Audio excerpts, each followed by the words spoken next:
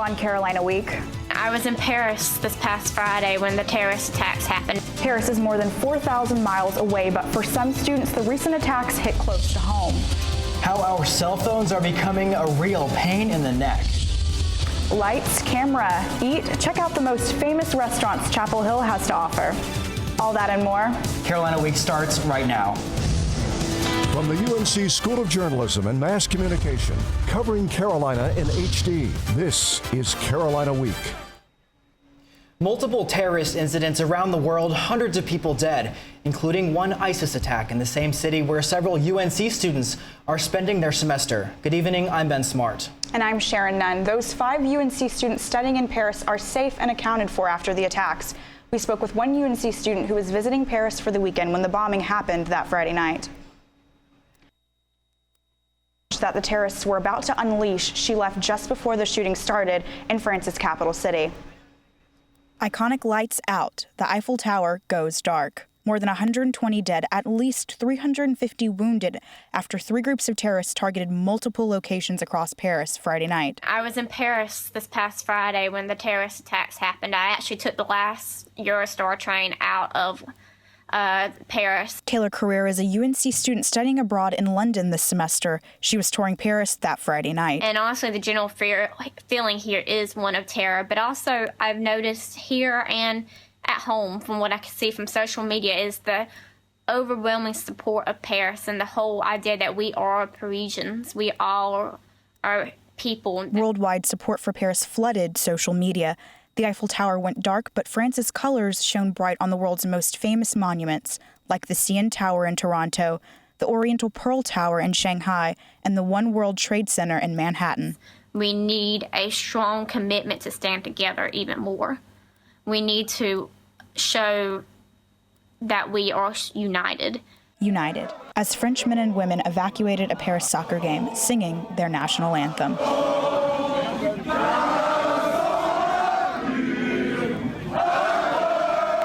French police raided a building in a Paris suburb this morning, killing 2 and arresting 7 terror suspects.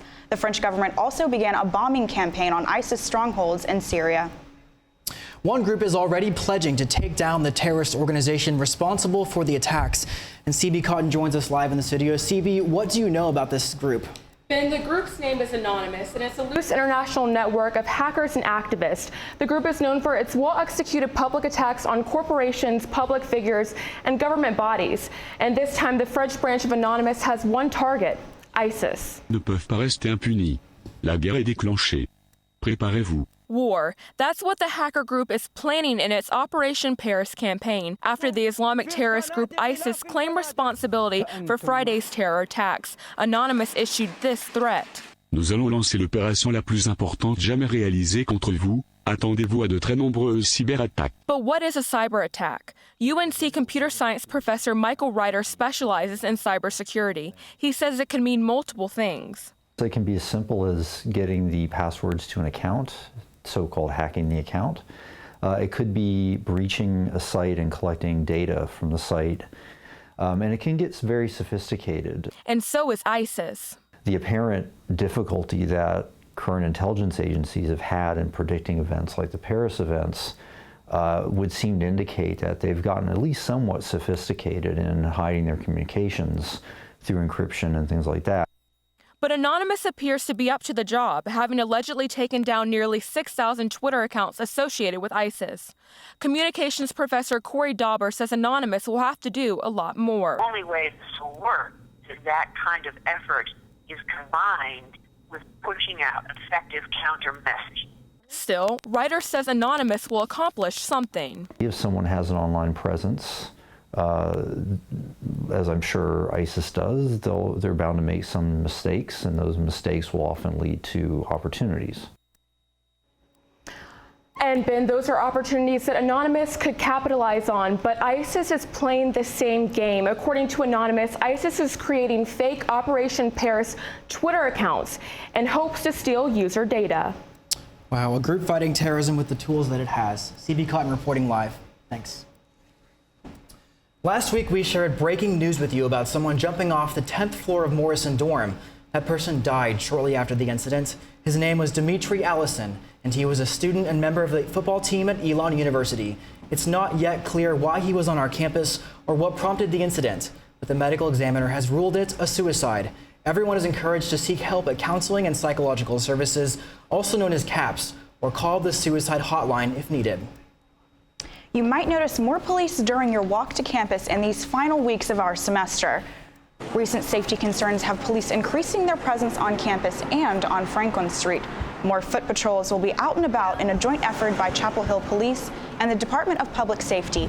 They'll monitor activity and increase visibility to help us all feel a bit more secure. UNC students are showing support for Mizzou students, some of whom have felt threatened during the racially charged protest in Missouri.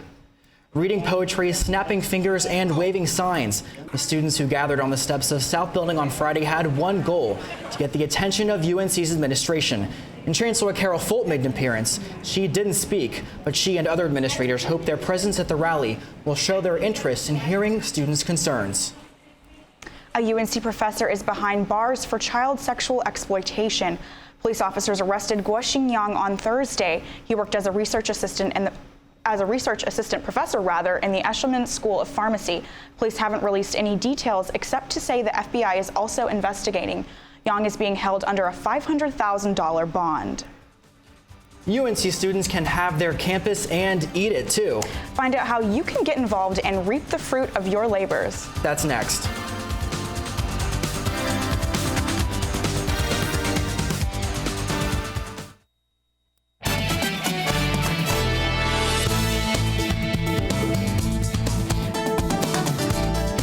We do almost everything on our cell phones today, and for some students, this overuse can cause serious health problems. Maddie Gardner joins us live from the pit. Maddie, are you texting right now? Me, no, but take a look around campus and you'll see students walking, looking down, glued to their cell phones. What they probably don't know is this can have a lasting effect on their neck and spine. Watch this. Cameron Church is readjusting his neck just as his chiropractor would. He learned to do it himself after experiencing neck pain for more than a year. There'll be some days where you just can't do anything to fix it, and it's just going to be a pain in the neck. His doctor told him he had a severe case of text neck. Yes, you heard that correctly. It's a condition caused by looking down at his phone too much. There would be a natural backward curve to the neck like that. Dr. Ashley Owens sees at least one case of text neck every week. With text neck, all of that kind of straightens out, or in some cases actually turns the other way. Most people have a smartphone, something that they're doing. They're keeping their calendar on, they're searching the internet on, texting. And so you see it a little bit more prevalently, but also now we're seeing it in younger patients. Our heads weigh about 10 pounds when we're standing with our ears over our shoulders. But when we're looking down at our phones, roughly a 60-degree angle, our necks have to support this 60 pounds of pressure. Even experts like Dr. Owens get text neck. Just take a look at his x-rays. My neck kind of flattens out right in the center portion here, right in the middle part of the neck. Common, but easily prevented. If you have neck pain, try holding your phone up instead of looking down. When studying or looking at a computer, take a short break every hour to readjust your posture. You can also roll your neck and shoulders or try this stretch. Where you just kind of sit back and hold it, and you put your hands behind your head, but it just kind of looks like you have a whole bunch of chins. While it may look a little silly, it can do your neck a lot of good. That really makes me want to readjust. I know I'm guilty of bad texting posture. I find myself hunched down looking over at my phone all the time. But Maddie, we've been hunched over books for years. Why is this just now becoming a problem? You know, I asked Dr. Owens about that, and he said this condition, the flattening of the neck, it's not new. But with more people texting, he's seeing more cases of text neck, and it's showing up in his younger patients. Thanks, Maddie. I'll definitely try to pay a bit more attention to my posture, but limiting my texting, probably not going to happen. It's easy to enjoy traveling, but getting the passport you need to travel is sometimes a pain in the neck. Seems like we got a theme going on here, huh? Global tries to ease the hassle and hosted its annual passport drive this week. Officials help members of the university community with every part of the passport application process, from paperwork to pictures, printing, and passport renewals. In the past decade, more than 2,000 people have applied for and renewed passports thanks to the Passport Drive. In just a few weeks, students will be able to eat UNC. Yes, you heard me correct. UNC is on its way to become the first edible campus in the country. Rosita Cox shows us just how. Sumit Padwarden became a vegetarian this past spring, and he almost instantly saw a big difference in his campus food choices. There probably isn't as much variety in the sorts of vegetarian food that you can have as there is the variety in the number of meat options. But a new project will soon change this. We're going to be planting a bunch of fruit and nut trees, maybe some blueberry bushes, some herbs. Edible campus. That is what UNC student Emily Otterbeck is calling it. The goal, to make campus more interactive and tasty. So take these beds, for example. We're planning on turning these into an herb garden so that if you're walking out of the dining hall, you got something you think would be better with a sprig of rosemary, you can just grab it from here. And soon there will be trees like this Japanese persimmon tree planted all throughout campus. The idea, to simply pick up a snack and go. The first garden will be planted this November, a welcome addition for vegetarians and non-vegetarians alike. In Chapel Hill, I'm Rosita Cox reporting. All students are invited to go out and help plant. It's easy to find a good bite to eat in Chapel Hill. Some places are so good, they even attract TV shows such as Man vs. Food and Unique Eats. Paris Alston tells us about a few restaurants that have sizzled their way to the screen. We'll see what happens. Worst case scenario, I bring it home, put it in the fridge. Even though Sam Skinner went to Duke, there's one thing he loves about Chapel Hill: Time Out's chicken cheddar biscuit. It's number one. The biscuit, unbelievable. You got some cheese on the biscuit and the chicken, it's game over. The game can't go on without a Time Out for this treat. It's so popular that it attracted Man vs. Food's Adam Richman, which owner Eddie Williams didn't take well at first. And I'm really not up with a lot of the new shows or whatever, and they called me, and I thought it was a scam, and I hung up the phone.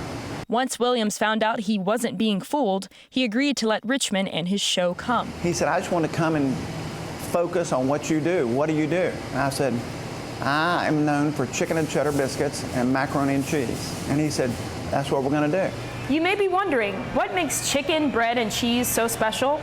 Well, add a little grease and a homemade touch, and you have what nearly 4 million people have eaten.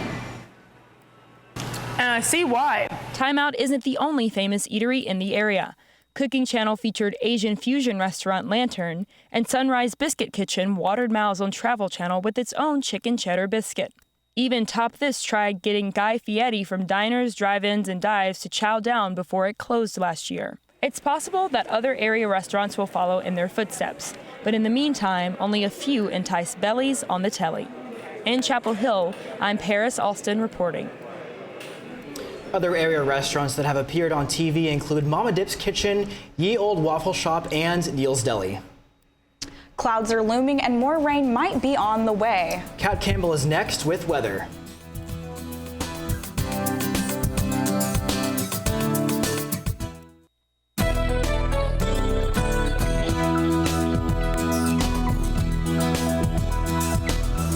Welcome back. I'm meteorologist Kat Campbell. We've had a nice, pleasant, and warm day here in Chapel Hill, but temperatures are starting to drop. 69 degrees right now with mostly cloudy skies and a healthy southeasterly breeze of 10 to 15 miles per hour, which is helping to transport some warmer air into the area.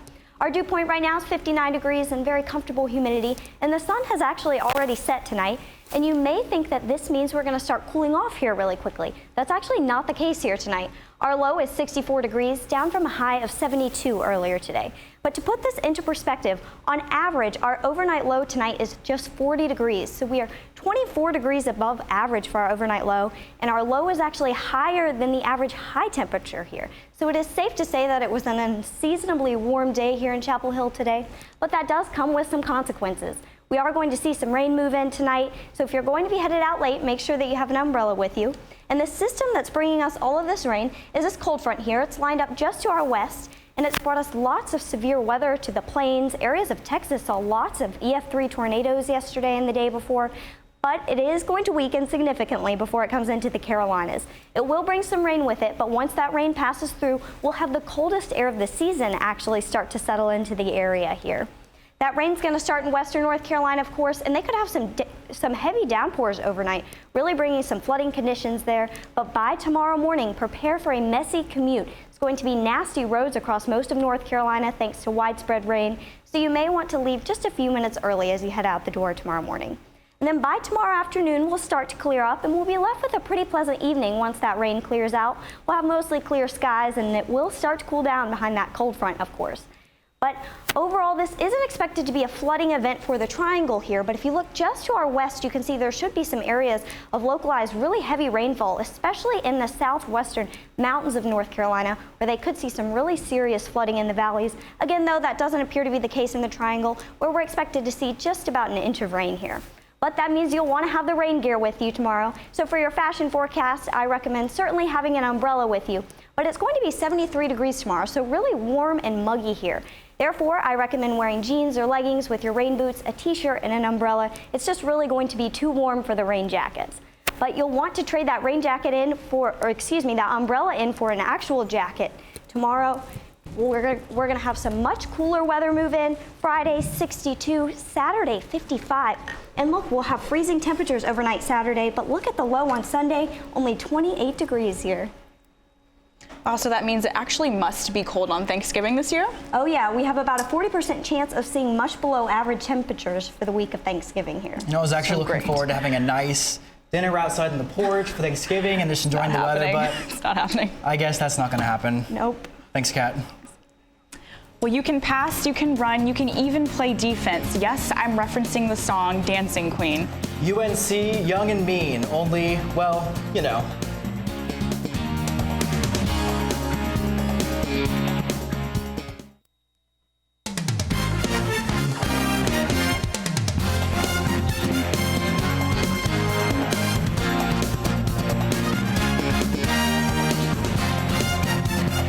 Welcome back to Carolina Week. I'm Kelly Glendinning with football, basketball, and all of the postseason sports. Let's start with football.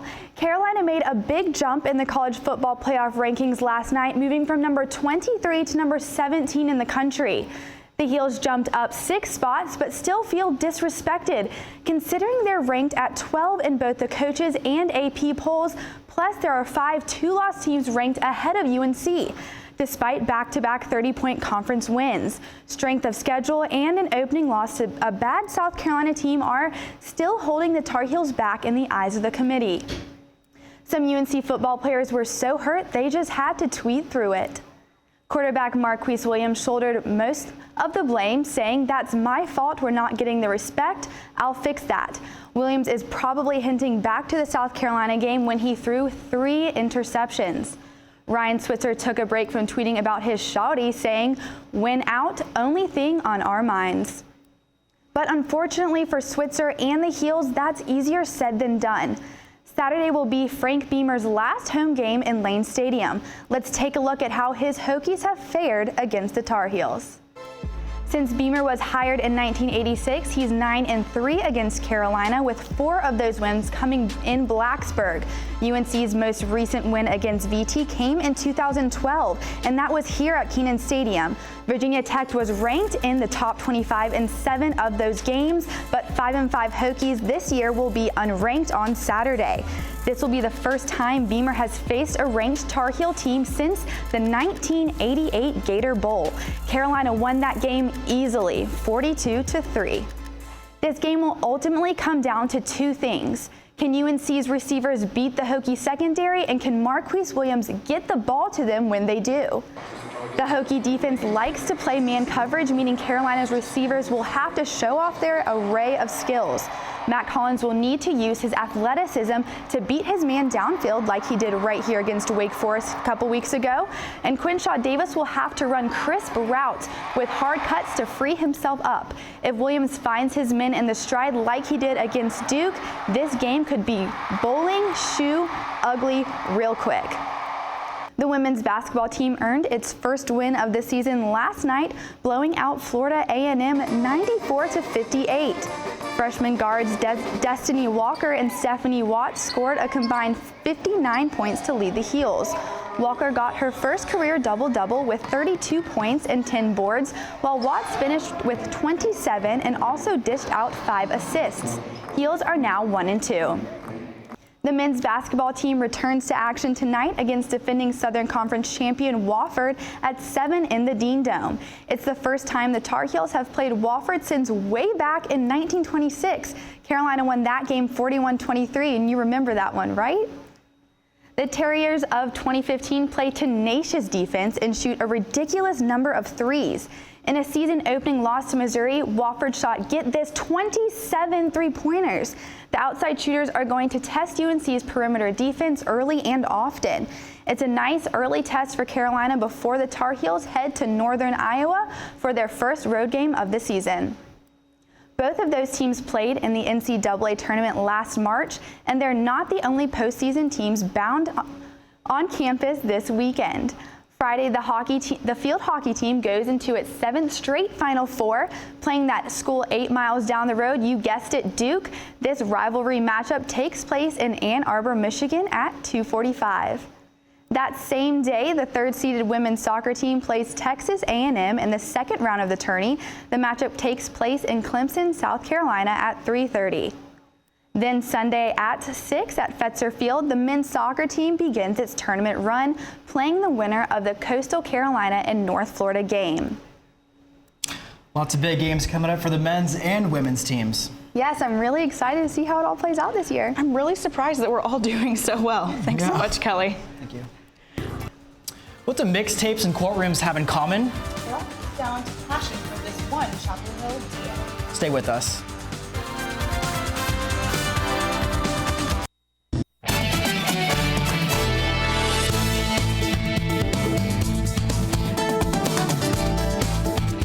Music and law. These two things don't often mix, but Mackenzie Bennett shows us what one Chapel Hill DA does to take his skills beyond the courtroom. Jeff Neiman is an assistant DA for Orange County, but law isn't his only passion. He spends his free time mixing music and tracks under a new name, DJ PJ. Playing rap music for drunk college kids until 3 in the morning was the coolest thing in the world. DA by day, DJ by night, his jobs sometimes mix. He sees familiar faces in court that he's seen in clubs. Sometimes they would come up to me and say, "Aren't you the DA?" And I would just say, "No, that's my brother, man." One of his cases involved a man who punched someone at a bar. The assaulter claimed it was an accident, that he was only dancing. But DJ PJ knew just how to handle the case. I put one of my mixes in my computer and I played it and I danced for the jury. As a new father, he now spends his time teaching basketball with his wife and watching basketball with his son. But Neiman still holds on to his alter ego. Though I've hung up my headphones, I still have one lasting vestige of those DJ years, is that I make a hot mix. If you're lucky, you can even go home with your very own DJ PJ mix. In Chapel Hill, I'm Mackenzie Bennett reporting. That's so funny. I need to get a copy of that mixtape, but I can honestly say a DJing a DA is something I have never seen before. Yeah, well, thanks for watching. Have a good night.